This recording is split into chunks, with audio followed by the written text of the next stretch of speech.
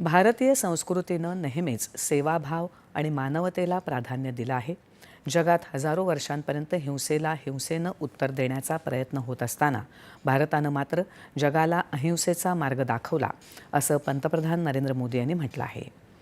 नवी दिल्लीत विज्ञान भवनात आयोजित महान जैन संत आचार्य विज्ञानंदजी महाराज शताब्दी समारोहाच्या शुभारंभ प्रसंगी ते आज बोलत होते. सेवाभाव अंगात भिनलेला असेल तरच मानवाचं जीवन धर्मपथावर चालेल. या आचार्य विज्ञानानंद यांच्या उपदेशानुसार आपलं सरकार वाटचाल करत असल्याचं ते म्हणाले. 18 भाषांचे ज्ञाते आणि 150हून अधिक ग्रंथांची निर्मिती करणारे आचार्य विज्ञानंद यांचं जीवन विद्या आणि आनंदाचा संगम असल्याचं ते म्हणाले.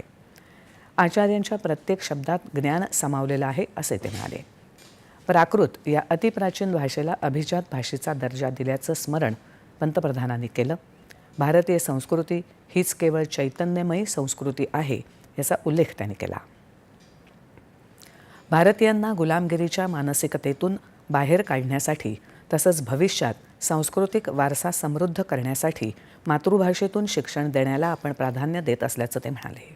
हमारा भारत विश्व की सबसे प्राचीन जीवंत सभ्यता है. हम हजारों वर्षों से अमर है क्योंकि हमारे विचार अमर है, हमारा चिंतन अमर है, हमारा दर्शन अमर है. और इस दर्शन के स्रोत हैं हमारे ऋषि मुनि महर्षि संत और आचार्य. आचार्य श्री विद्यानंद जी मुनिराज भारत की इसी पुरातन परंपरा के आधुनिक प्रकाश स्तंभ है.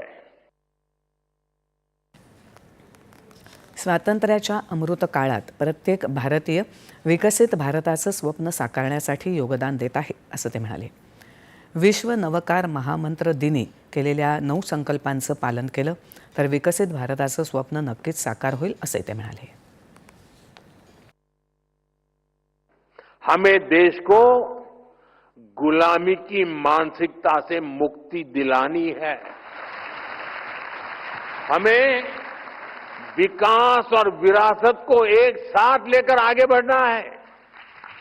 इसी संकल्प को केंद्र में रखकर हम भारत के सांस्कृतिक स्थलों का, तीर्थ स्थानों का भी विकास कर रहे हैं. या कार्यक्रमात पंतप्रधानांना धर्मचक्रवर्ती ही पदवी प्रदान करण्यात आली. यावेळी आपण ही पदवी भारत मातेला समर्पित करत असल्याचं पंतप्रधान म्हणाले. पंतप्रधानांच्या हस्ते आचार्य विज्ञानंद यांच्या स्मरणार्थ एका विशेष टपाल तिकीट आणि एका विशेष नाणं जारी करण्यात आलं. तसंच आचार्य विज्ञानंद यांचा जीवन प्रवास उलगडणाऱ्या अहो जगद्गुरुदेव या पुस्तकाचं प्रकाशन करण्यात आलं. त्यांच्या 100व्या जयंतीनिमित्तानं आयोजित हा श्रद्धांजली समारोह 1 वर्ष सुरू राहणार आहे.